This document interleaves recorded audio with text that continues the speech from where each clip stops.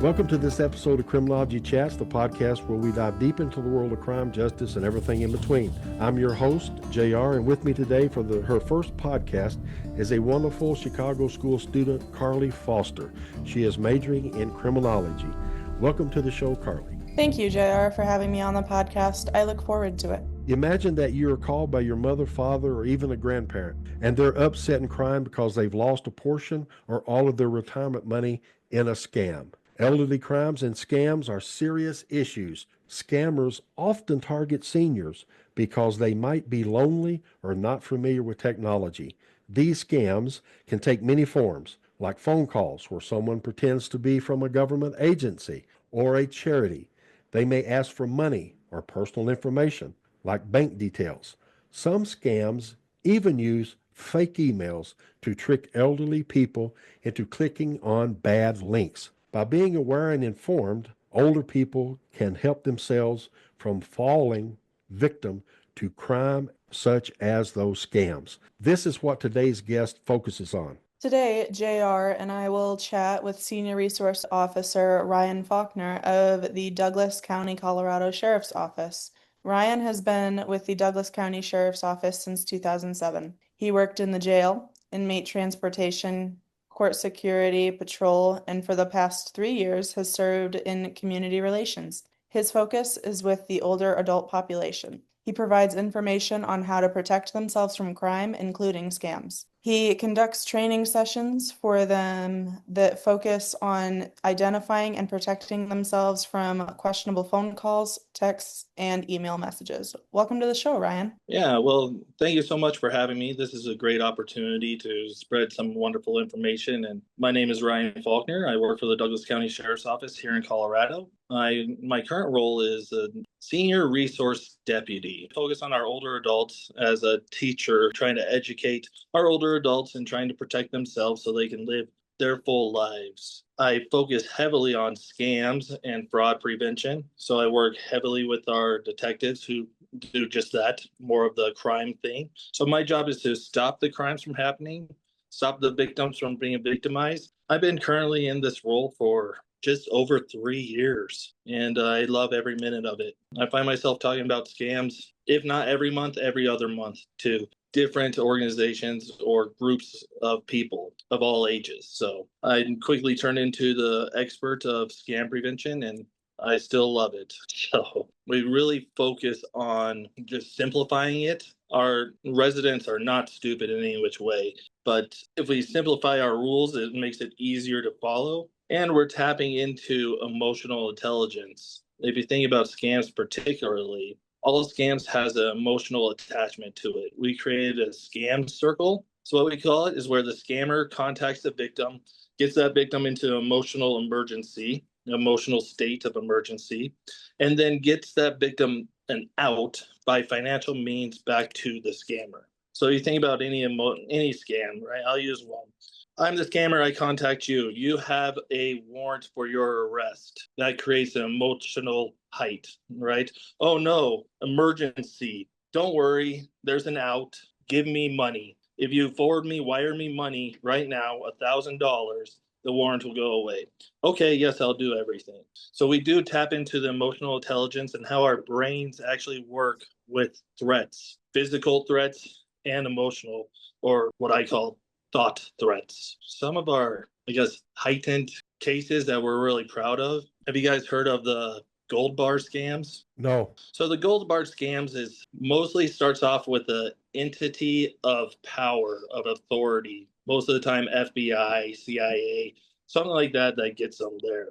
They get them embarrassed, our victims embarrassed by stating, not only have you done something wrong with your finances, but we also have some embarrassing things such as child pornography seems to be the big one. And so that helps with don't tell people, because you're not going to go to your neighbor and say, hey, you're being investigated for child porn, right?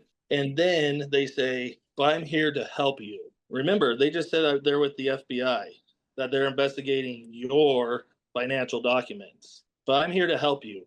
Go to your bank, pull out all your money and turn it into gold bars. And they tell you where to go to exchange money for gold bars. Once you do that, give me a call back and I'll meet with you. And then you will give me the money. And then the FBI will store those gold bars in a safe area. So while we're investigating you, your money isn't depleted or anything like that. We're all here in a logical sense of brain. That doesn't seem up to par, right? That doesn't seem reasonable. But then our victims do that and they'll call, hey, I just turned into gold bars. They'll meet in person. That's scary. They'll actually meet in person, exchange the gold bars, and then disappear. Once we settle down, we're like, that's not on the up and up.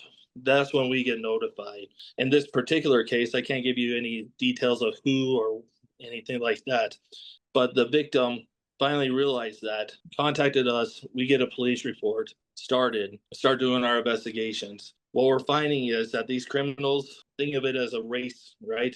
They're already approaching the finish line when we are just starting the race, right? So we're already playing catch up many times. And then they will wire money to different places. So a simple thing of doing it is I get your money, however means, I'll put into an account, I'll wire it to 2 people.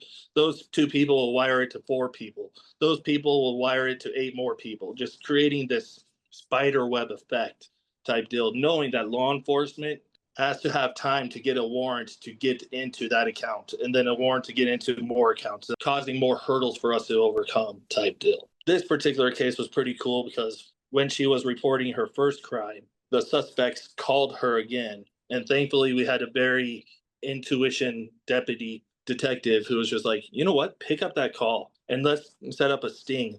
Tell them that, yeah, you'll do it again and you'll meet them there. And so when we did meet them there, they got arrested right then and there.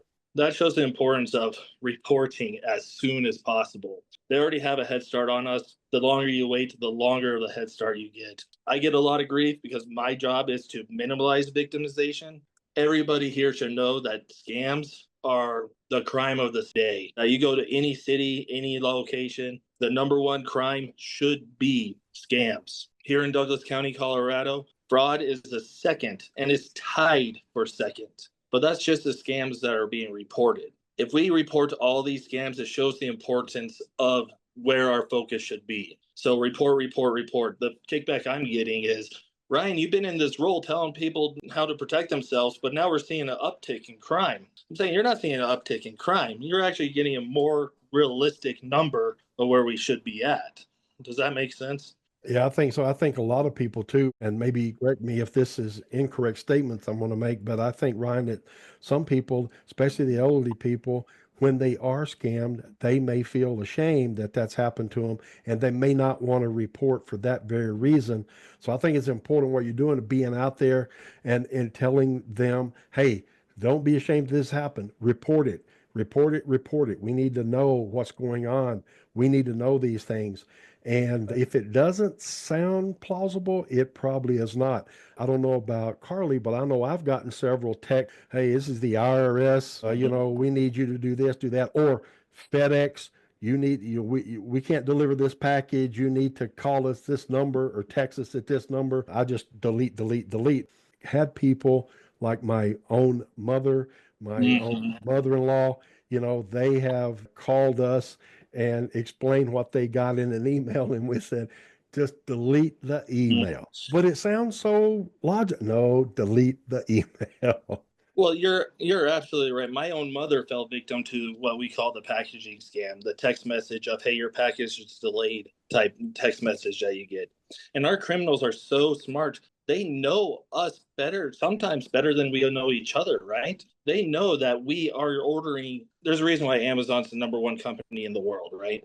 We are ordering things every day to come to our door. So they just adapt to that. Hey, you know what? The chances are if we send out all these text messages to 100 people saying your package is delayed, we're going to get 1 or 2 hooks. We're going to get 1 or 2 people that are going to fall for it. And it only takes that much. There's a scary video out there. I encourage you all. I'll forward it to you, JR, of an ex-scammer that's now doing time in prison, thankfully. But he decided to open up. I don't know if it's part of his sentencing plea bargain or whatnot, but he's telling the tricks of the trade. And he was just very honest. He was like, I will make 100 phone calls, and that day is worth it if I get 1 victim. 100 phone calls, 1 victim. And he's like, once I get them emotionally attached, I can make them do everything. So going back to your original statement of, you're right, they don't report it because they're embarrassed. But that's why I'm so proud to be with the Douglas County Sheriff's Office, is we're able to tap into why we feel embarrassed. We hear it all the time. I should have known better. The red flags were right in front of me. Yeah, we all should have known better. So we all know better. We all know these warning signs. But the scammers are tricking us where we cannot physically think logically or with reason. And so there's tricks to the trade to make us start thinking that way, right? Have your rules. I can tell you my rules. Have some kind of rules where you think beforehand, you're prepared, right? But have those rules. And then when you feel yourself getting to that level of emotional, you just state it out loud. Are you giving the scammer anything when you tell that scammer, I am shocked by this news? No, that's where he wants you to be. Hey, Ryan, you said when you get shocked, you're going to do this. You're going to hang up the phone. You're going to contact a trusted source that you love or that you trust. You're going to share it with them and try to go that route. You see how we can start manipulating our brains into helping us out. Many of our scammers will say, keep it a secret. It's not for our benefit, it's for their benefit. But if I reach out to you, like, yeah, that's not right. The IRS doesn't reach out to me. Oh, I'm so happy I reached out to you. But if they can trick you into not reaching out to your loved ones or the trusted people that you have, then that's where it becomes scary. So always, always, always reach out to somebody that you trust. And I have another personal story. I had my trash service was automatic bill pay. Didn't have to think about it, never thought about it. Well, I had to change credit cards, which was attached to that automatic bill pay. One day I got home and my trash cans were gone. I'm like, did somebody steal my trash can? No, that doesn't make sense. Let's call the service. I called the service, like, you haven't paid for 3 months. That's news to me, right? I'm like, well, hold on a sec. I know for a fact my wife pays that bill. Give me a moment. Let me talk to her and figure this out. You know what legitimate companies say? Sure, take all the time you need. We just want the money if you want the service back in play, right? That's all they'll do. The criminals will say, nope, we need it now. If you hang up on me, here's another threat. If you hang up on me now, you're going to be arrested or whatever it might be. Legitimate companies will never threaten to do worse by you verifying. If I could jump back to the phone call idea, I remember when I was younger, my parents always told me whenever you're on a phone call with anyone or anything like that, with a number you don't recognize, you never say yes, because they can record that and use it over voice things. I don't know. I don't know if that's actually factual, but I do know that that was a thing that they told me when I was younger. Yeah, so I get that all the time. So I actually looked up the stats. I care about my neighbors, my community. And in Douglas County, there's 0 reports of the yes happening. So it got me thinking, how about Colorado? 0 reports in Colorado, yes, starting the idea of somebody getting into your account and everything like that. So the idea of the yes is that you are giving the automated voice of you saying yes, so they can call into your bank and say yes, yes, get into your account. Nationwide, there's been 2 in the whole history of this yes. So that 2 really stinks, because I can't say it never happens, right? But it very rarely happens. What I always tell people is, do what's best for you. Will I lose sleep saying yes? No, I won't lose sleep over it. But if you're like, I know people that say, who's speaking? You know, whatever works for you, whatever's comfortable in your life. There has been, unfortunately, a very few cases nationwide. I don't want to give you false information of saying you're fine, because then you'll be the number 3 person, right? But don't lose sleep over it. Live your lifestyle. If you say yes, be like, gosh darn it, maybe I should look at my bank statements a little bit closer for a little bit while, make sure it's going on. We should all review our bank statements. We should all start that communication with the entities that we have in place that are there to protect our means, right? So, for instance, I have a financial investment into the bank. That's where my money goes, is into the bank. I should talk to the bank, say, hey, what are you doing to protect my money? Great example of this is twofold. I didn't know if I went out of state, my debit card didn't work. I found this out when I was on a road trip and I hit the New Mexico border. I had to fill up for gas. It said denied. I know there's money in there, denied. I called the bank. Oh yeah, you need to notify us of where we're going. Okay, this is where I'm going. Then everything's working out just fine. Years go by and I get into the custom of, hey, I'm going on a trip. I need to notify my bank of when I'm going to be where and everything like that. I call my bank. Mr. Faulkner, we stopped doing that a while ago. I go, well, hold on a second. I really like that service. Is there a way that you can keep that service for me? Well, yeah, but it's just based off of requests now. Well, I'm requesting that you keep that service. You see how we open up that line of communication there to see what they're doing. So I still have that in play. My coworker has another thing in play that I need to get implemented. Every time he uses an ATM, every time he uses his debit card, he gets a text message. Was this you? If not, please notify us. If so, ignore. Now it's twofold because it goes also to his wife. So his wife will be like, why didn't you eat the dinner or lunch I cooked you? Type deal. But on the second fold, if it is you, you just ignore it. That is fantastic. Many of our entities, many banks have so many services in play. It just takes us to reach out to them, to talk to them, to get these things suitable for your lifestyle. Does that make sense? Yeah, I personally have my notifications for my bank on, so whenever money is taken out of my account, I get a notification directly from my bank. I absolutely love it. And I personally don't have it, but banks will create a profile of you or me. For me, they know exactly what I spend, where I spend it. They see it all the time. But what many banks do is if they see something that doesn't fit your profile, they'll automatically notify you. Just a few months ago, it was a pain in the tuchus. Let's face it, whenever it happens, it's a pain in the tuchus on the victim. But just a few months ago, I got a text message saying, hey, did you purchase $217 in New Mexico or wherever it was? I don't know, Pennsylvania, I think, on clothes. I just simply no. Then they're like, all right, call us a number. Never call the number they provide to you, right? Because that can be a scam. So I contacted my bank, the true number I know to be my bank. On the back of your debit card has the bank number, right? Hey, I got this weird text message. I don't know if it's you or not, but hey, can you look into this? Oh yeah, that was us. It looks like your debit card was spent in Pennsylvania for $217. Was that not you? No, that was not me. Well, are you sure it's not you? Because many times when we do online shopping, they'll be deducted from another state, right? So if I buy something on Amazon, it'll be deducted in another state. I know I don't. So I had to cancel that card, go get a new card, do all the hooplas. But at least I know my stuff is safe, which I'll also remind everybody to freeze their accounts. Freeze your accounts. You got to contact 3 credit unions, right? I don't have it off the top of my head. I'll pull it up as I talk. But as you are freezing your accounts, you got to be aware that it freezes everybody from opening up a new account on you, right? So that includes yourself. Experian, Equifax, TransUnion. I do Yes, that. do that. Yep, I just pulled it up. Thank you for that. But yeah, if you freeze them on all 3, one does some that the other ones don't do. So it is important to do all 3. That eliminates somebody opening up an account in your name. Now, the cool thing is that they all allow a thawing period. So if you do want to buy a car, or you do want to open up a new credit card, or you do want to make a big purchase thing that demands that you open up a new account, you can call them and say, hey, can you thaw it from this day or for that day? They'll say, sure, absolutely. The cool thing about the thawing thing is after that day, it goes back to being frozen. So you don't have to make multiple phone calls to open up a legitimate account.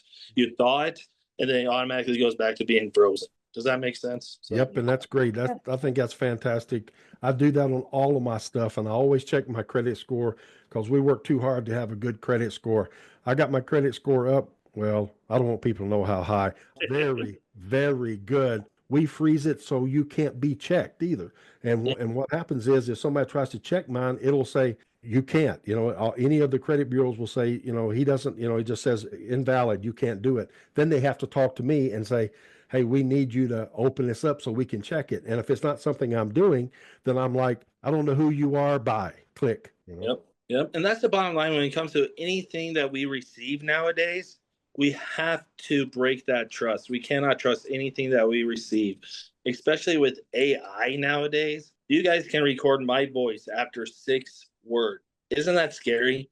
After 6 words, you can mimic my voice. That is terrifying. That means that grandchild scam just accomplished that first hurdle. Why don't you sound like Billy? Now they do sound like Billy. And now they are calling from Billy's number. They can spoof phone numbers, and now they can spoof voices. It is terrifying. Sure, Billy, you need X amount of money. So now we cannot trust anything. So what I tell everybody is anything that you receive, find your own way to communicate through accurate information. We can't trust Google. So, hey, you get a weird email from, I don't know, I'll use my bank again. Contact this random number. Don't contact that random number. You can't go to Google my bank because there's so many more fraudulent websites out there. What we are telling people is to Google Maps. Actually find the building, find the actual building. Once you click on that building, it'll give you contact information. That's the safe way to go about it. Does that make sense? That's the last case scenario, right? In this example, I recommend my bank, get my bank card out because I know that number to be true, right? But an airline ticket. Hey, something's wrong with your airline ticket. Contact this number. You can't contact that number. You can't use Google. You have to find other means to communicate with them. I do request that people reach out to their trusted sources. Hey, do you have United Airlines number? No. I can Google it for you. Don't Google it. Google Maps it. But try to find other means to find true numbers and then just state what you received to that accurate company, right? Hey, United, I heard that there's a problem with my airline ticket. Nope, that's a scam. Oh, thank goodness. So we're still good. Perfect type ways to go about it. Or hey, Billy, you got arrested. Crazy. I use this all the time with my older adults. Billy got arrested. He's in trouble. He needs bond money. Okay, click. Hang up on Billy. What should we do? I tell this jokingly, but it is truthfully too, especially with our grandparents. It's not our grandparents' responsibility to get the grandkid out of trouble. It's the parents' responsibility. The grandparents' responsibility is just to feed them candy and send them on their way, right? To be the happy-go-lucky grandparents, right? But let's break this down. The grandson called grandma. Grandma should call grandson back. Hey, Billy, is this true? But what do our grandkids do? They never pick up, right? And so they don't pick up the phone. We're still trapped. Go to the parents. Hey, daughter, I got a strange call from your son saying that he's in jail. 99% of the time we can end it right there, right? What are you talking about, Mom? I'm looking at Billy right here. He's in the living room playing video games. Oh, thank goodness, right? But for one reason or another, that doesn't work. What other information do we have that'll help us figure out if this is true? We have a jail, right? Hey, I'm in Douglas County Jail. I'm in Denver Jail. How about you call that jail? And here's the thing about bonds. You can never pay for a bond over a phone. You can never get anybody out of legal trouble over a phone. That includes yourself and that includes your grandchild. You have to physically go to the courthouse. So why don't you just call that jail first to figure out if he's there? One of those things be like, hey, I'm here to get Billy out of trouble. No, he's not here. Call them first. Every single jail in the nation will tell you the name of the person you're looking for and the bond amount and how to bond them out. It's that simple. But you see how that all works by hanging it up. And most of the time we get into it with just contacting the parent of that grandchild. If not, start calling the jail. All right. You see how we break this down as I got information, but how to safely verify if it's accurate, right? By taking our time, reaching out to our trusted sources or sources associated with the problem, and then going the best avenue that way. But it always starts with time. If you don't know, I joke around all the time. I would love to be everybody's trusted sources, but guess what? I'm just one person. I can't answer the phone all the time. I like to sleep at least 8 hours a day, right? And there's a good chance I'm not going to pick up. But you know what that forces people to do is to wait. Wait. Do not act until you absolutely know. Going back again with that bill that I didn't pay for 3 months. Oh my goodness, I thought it was automatic bill pay. Is there anything you can do for me? Most of the time, they're like, yeah. In this particular incident, they're able to wipe my late fees because there's a true misunderstanding, and it's the first time it happened. I had to pay the bill up to speed, and then there it happens. But they never pressure you to pay now. Sure, yeah, take your time and figure it out as legitimate companies again. The non-legitimate companies, hey, it's Ryan Faulkner at the Douglas County Sheriff's Office. You have a warrant for your arrest. How would you like to pay for that now? You got to pay for it now. Scammers will force you into paying now. If they're pressuring you to act now, that's a big red flag that must be met with I'm going to hang up on you. I'm going to end the conversation. I'm not going to respond to the email. I'm not going to respond to the text until I see what's going on. And I have an important question. On that mishap with the garbage pickup, did your wife blame you? I'm not going to lie. I sat there and she gets off work later than me. I sat there for a good 30, 45 minutes figuring out how's the best way to tell her, I don't think you paid the bill. Nope, I can't tell you like this. Hey, honey, are you sure we're paying the bill? So what I did was like, do you know what happened to our trash cans? And she jumped to the same conclusion. Somebody stole them. I don't think anybody would steal a trash can. What other option could it be? I don't know any other option. So she actually forced it out of my hand. Are you sure we paid that bill? I know I paid that bill. Can you do me a favor and just check to see if we paid that bill? So yeah, when we're talking about spouses, we absolutely love them, but we definitely tread to ease that tension of argument, right? So that's what I guess that's what I'll finish on. When it comes to phone calls, we love the STOP method acronym to ask yourself 4 questions, and only one of these questions have to be a yes to mark it up as a red flag. But is a STOP acronym, is this suspicious? Through an email, email or text message. Is this suspicious? What is suspicion? Well, we're talking about misspelled words. What I like to say is, are they talking my lingo? What we use here in America is pounds. If they're saying kilograms, that's not what we use, right? So, hey, I got 50 kilograms worth of supplies for you. That's a red flag. I just like to keep things simple. Are you expecting it? No? Say it's suspicious, right? Is it telling you to click a link? Here's another funny story, and I apologize if we're going a little bit over. My dad was a rocket scientist. He worked for Lockheed Martin. He actually worked on the first Mars rover. He was a very intelligent person. He entrusted me with his life. I was his power of attorney all the way to the end of his life. He truly trusted me with everything. I love my dad. We had a fantastic relationship. Every time I sent him a text message, hey, Dad, open up this link. It's hilarious. He would send me the same response. Ryan, you know I don't open up links. Why don't you just explain it to me? Dad, it's a comedian. I can't explain what he did. He has it all. Just open up the link. I don't open up links. Never open up a link unless you know it's 100% sure it's safe. So what is 100% sure safe? Pretty much nothing. Now, I would argue if you're on the phone, you contacted that company, you contacted your bank, you know you're talking to your bank. They tell you, hey, I just sent you an email. Can you open up that link? You verify that email. I would say that's 100% safe. Outside of that, nothing. And every legitimate company has other means to make you feel comfortable, right? I'm not comfortable with electronic stuff. All right, we can mail it to you. I'm not comfortable with that. Okay, can you meet in person? They have multiple ways, right? Right now, if I go to the grocery store, I have 3 ways to pay: cash, credit card, or check. Now, the check might be questionable now because these high schoolers don't know what a check is, but there's still 3 ways to complete that transaction, right? A scammer will give you 1 way. Going back to the gold bar scam. That's the only way. That's the only way. What are you talking about? That's the only way to secure my funds. That's the only way. I'm telling you, I'm the FBI.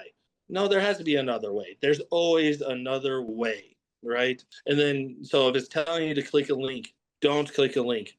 Is it offering you something as a prize? Is it offering you something amazing in sense of a prize? That's the O to the stop, right? I'm not talking about the service.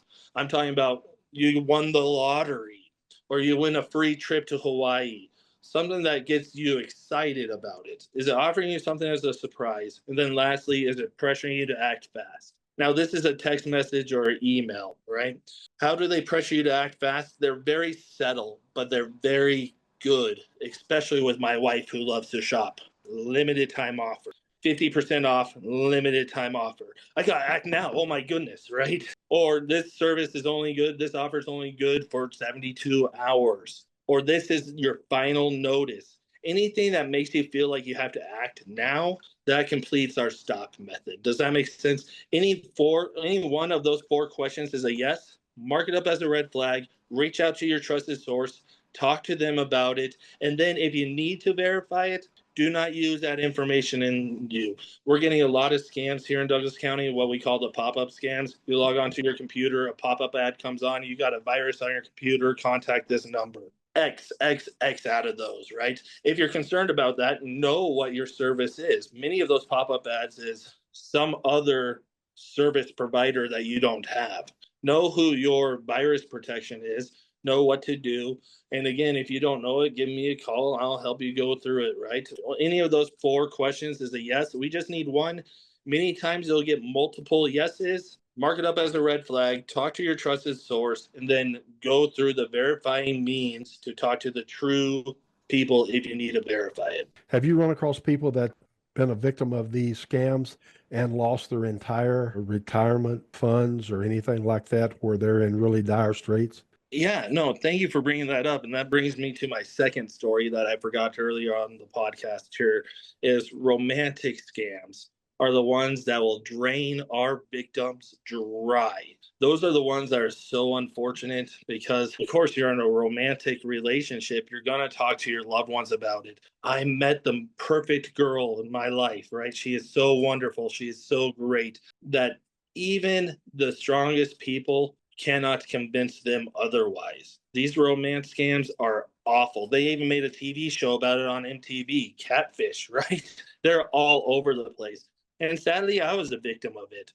But I learned so much through my personal experience way before my wife, all right? Let's just get that out of the way first. Way before I met my wife, all right? I found myself in a very weird predicament. I had good fortune of wonderful long-term relationships, but a very odd predicament too. So my high school sweetheart and I dated for 8 years, from the beginning of high school to the end of college, and then we had to go our separate ways. But I found myself in a very odd predicament because I missed the college stage because we were both faithful to each other. And I'm just like, well, how do I meet people? I tried going to the bar scene, and then my friends were like, bars are just for creepers now, man. You don't go to the bars. That's creeping. You got to go online. So I go online and I start online dating, and I meet this girl who lives in Colorado Springs, which is no more than a 30-minute drive from where I live, right? It's like, hey, this is great. She can never meet up. She can never meet up.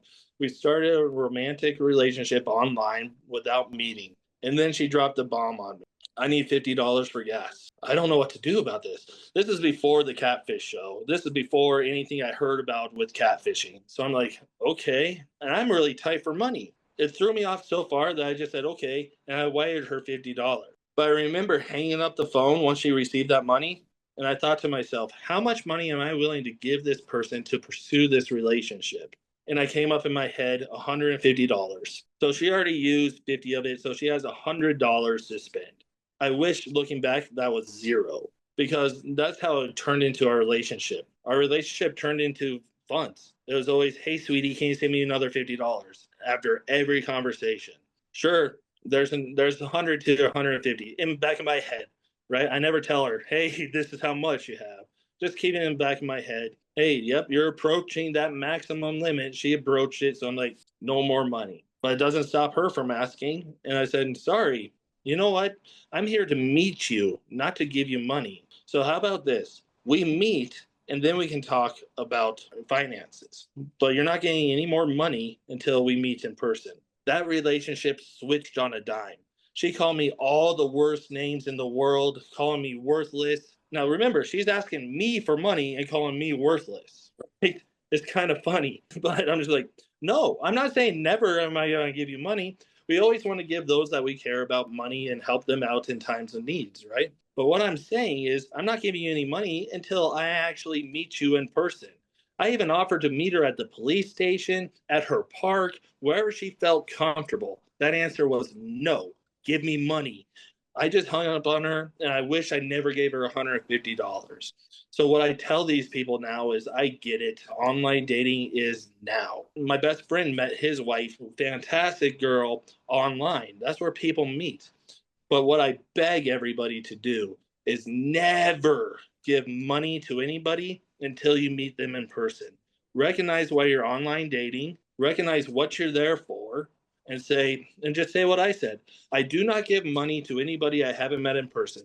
I would love to meet you in person, but my budget is zero, so I can't give you any money until I meet you in person. When would you like to meet? You see how we flip it on them? I'm not saying no, but there is a guideline to getting my money, and that's meeting in person. Sadly, when I get involved, it's too late. How much money did you give them? I had a lady give them $70,000, and she was convinced I'm gonna meet them. All right, when are you gonna meet them? This is years working, right? When are you gonna meet them? Well, I'm gonna meet them for the Thanksgiving holiday. Thanksgiving came and went. Did you meet him? No, but I forward him more money. All right, how about this? Just stop forwarding him money. I can't because I already made an arrangement with him. The only way that we stopped that particular crime, that particular bleeding of the money, was that the daughter went to the court system, became the power of attorney of her finances, and took her finances away. And believe it or not, here's the crazy thing. She was unable to give him money, and the relationship ended because she was being catfished, because she was getting bled dry. So if you do go online, I'll say it again, I beg you, if you go onto these dating websites, never give money until you meet them in person. I'm not saying never. I gave my wife money. I helped support her all the way. But I know that she's real. I know that that relationship is real. Don't give money until at the very, very least you meet that person in person. Hey, Carly, I thought you had a question. I kind of overrode you earlier. What was your question? Oh, I was going to say that with the online shopping portals kind of thing, another way that they could possibly get people that I've seen happen is through saying there's a limited stock left and then Yeah. counting the amount of stock they have, and then it suddenly drops to like a few items. They sometimes get you through that as well. Yeah. And so again, it's pressuring you to act fast, right? Limited stock, only 5 items left. Oh my goodness, I better jump on this. This is running dry really quick, right? What I'll also add to it is look at domains. For our older adults, domain is like deer in the headlight looks all I get. What are you talking about? Are you talking about computers again? Domains? So I break it down as the last dot, right? So I always use our website here at Douglas County for this example. Our website here in Douglas County is dcsheriff.net. Our domain is dcsheriff.net. You go to the community website, community resources website, it'll be dcsheriff.net/community. Then you go to our senior safe website, it'll be dcsheriff.net/community/senior safe. You go to seeing the newest scams that are happening around here, dcsheriff.net/community/senior safe/scams. But the last dot is still our domain, dcsheriff.net. If our website was compromised, they're very smart at this. Let's say the senior safe website was compromised. That's when it'll change to something very, very minute, but changes the entire website to a different fake website. That if it was compromised, it'll say dcsheriff.net/community/seniorsafe.com. The last dot, seniorsafe.com, is now the new domain and is not our domain. You jumped onto another website that we cannot verify. So every time you go deeper and deeper and deeper into this website, continuously look at that browser and make sure that the last dot, and there's millions of them out there, dot top is the newest one I found, right? Remember the dot bowls, the .com bowls from back in the days? There's so many domains out there, but you got to be very, very careful. .com, .net. Be aware of the original one, right? The first website will give you the domain. dcsheriff.net is the domain. The farther you go into it, the longer the pages happen, the bigger chances that those websites are compromised. So continuously look. And I got to tell you, you mentioned that your father, I think, right? And he worked for Lockheed Martin, right? Yes, sir. Yeah. And we worked a lot with Lockheed Martin, Raytheon, Northrop Grumman, all these defense contractors around here. And I was in the security and counterintelligence office. So I conducted polygraphs, okay, and other things. And you would be surprised how many of our engineers, bright, bright people, I just can't fathom how smart they are, right? But they couldn't meet anybody in public because they No. just don't have that personality, right? Yes. So they use but they know computer, and they can be anybody on that computer. And we had to look at it from a national security perspective. They would go on and they would start communicating with someone who was in a foreign land, but they didn't know it at the time. They would say they are in San Francisco, they're somewhere. And just like you said, they would talk them into sending money through credit cards and actually getting on video doing things that was inappropriate. And they didn't realize that they were being recorded. And here's what we want. We either want more money or we're going to send this video that we took of you and this girl, who, by the way, she's only 15, and we're going to send it to your company. Mm-hmm. All right. And then they, of course, they don't say nothing. Instead of them just going in and saying, okay, I was a dummy, here's what happened, they would come in, wait, and they would continue to pay them blackmail money, Yep. come into us, take the polygraph and fail. And now not only are they in trouble for all that, but now they're hiding contact with a non-US citizen. They're paying blackmail money. So now we know they can be blackmailed. And now they didn't say anything to anybody. They came in, they lied about it. Now, lack of candor issue. And most of them, lose everything. And I have an old saying, somebody 30 years my junior is telling me how good looking I am. One or two things is occurring here. They're lying, most likely, or they're a foreign agent trying to get something out of me. Yep. There's nobody 30 years my senior going to tell me how good looking I am, and they want to be with me. No matter if you're Brad Pitt at 84. I'm sorry. A 24-year-old Brad will not find Brad Pitt attractive at 84. So you're absolutely right. And there's age difference brings up more questions, right? And we're getting those scams like crazy. I know what's on my camera. My camera's facing this way. I haven't had any sexual relations with any minor. AI does change some things because they can manipulate the videos now. It is so scary. I hope we bring that in. But I'm happy that I finally met the person that terrified my dad. Many, many years ago when he was alive, he had double knee replacement. After a double knee replacement, he had to be on painkillers, and I had to watch over him for a bit. So I'm like, hey, this is the time to get those secrets out of Lockheed Martin. I'm going to see what he's been working on. And he used to, when I was younger, he used to go, I call it Area 51. It really wasn't Area 51. Area 51 is just one of the bases of multiple bases in that area. But I was like, if anybody knows what's going on, it's my dad, because he used to take the polygraph once a month when he was working on these secret projects all the time. So I'm going to figure out what's going on with him. Even with him under the influence of painkillers, he would not share the secrets that you guys terrified him in. The best he would give me was, Ryan, you got to understand, the secrets I can share are at least 10 years old, and they'll be equivalent of saying, we had iPhones before you had iPhones.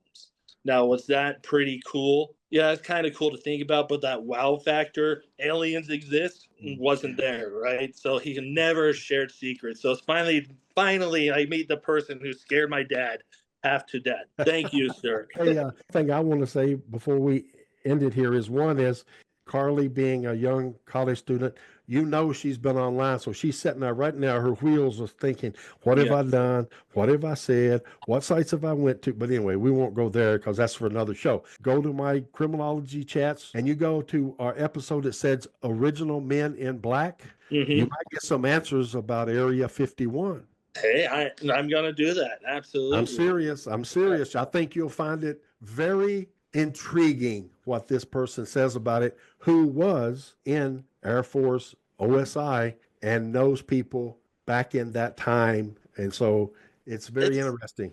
It's very interesting, but it is more interesting of people not willing to share, because we're talking about Carley's generation. What's Carley's generation? Not to knock on you, Carley, whatsoever, but your Facebook generation, right? Your social media generation. You're like, oh my goodness, look what I had for breakfast. Oh my goodness, I'm going to the mall later today. We can't hold secrets anymore. But to have the previous generations or that line of work be so secretive, it's amazing to me. It's amazing to me. I wish we knew what's going on, but to hear majority of the people being just shut down is unbelievable. For our younger people, what I will tell them not to be victimized to is know what you do, know how you do it, be confident in yourselves. Do not be afraid of blackmail, just like we're talking about. We shouldn't hold secrets. I'm not saying air everything on Facebook, but within our family network, in our trusted source network, we shouldn't hold secrets. We should always share. And so therefore it minimizes us from being blackmailed, right? Was when I shared to my dad all of my dirty secrets. Now, they weren't that many dirty secrets, right? It was, Dad, I drink too much. Now I've been sober for many, many years. Very happy for that. But if I did not tell my dad that, God knows where I'd be. He actually helped me get clean and stay away from alcohol for a long, long time. But it's just opening up secrets to our trusted sources, to our family. And then never, I hate to say it like this, never trusting sources coming to us, right? What I mean by sources is text messages, emails, phone calls. Always having that investigative outlook on life. What are you talking about? I need to verify this. Become your own detective on these things. Have confidence in yourselves. Have your good, trusted circle. Talk to your trusted circle and never trust anything that comes. We thank Ryan for being here today and talking about this important issue. Criminology Chats is brought to you by the Chicago School. For more information about the institution, please visit www.thechicagoschool.edu. I would like to extend my gratitude to the students who participated in this episode. We want to hear from our listeners, so please email us at crimpodcast@thechicagoschool.edu. That's CRIMPODCAST at the Chicago CHICAGO School SCHOOL.edu. This podcast is produced and edited by A.M. Peters with additional post services provided by Audio Photo Synthesis. I'd like to give a special shout out to her because if it wasn't for her, this episode and all episodes would not be possible. So thank you so much, Amy. I'm J.R. Rainbolt, your host, and I eagerly anticipate you listening to our next episode. Be safe out there. The views and perspectives shared in these recordings are intended solely for informational purposes and do not reflect the official stance or policies of the speakers or the Chicago School. Any commercial products and manufacturers mentioned are included for informational reasons only and do not imply endorsement or approval by the speakers or the Chicago School.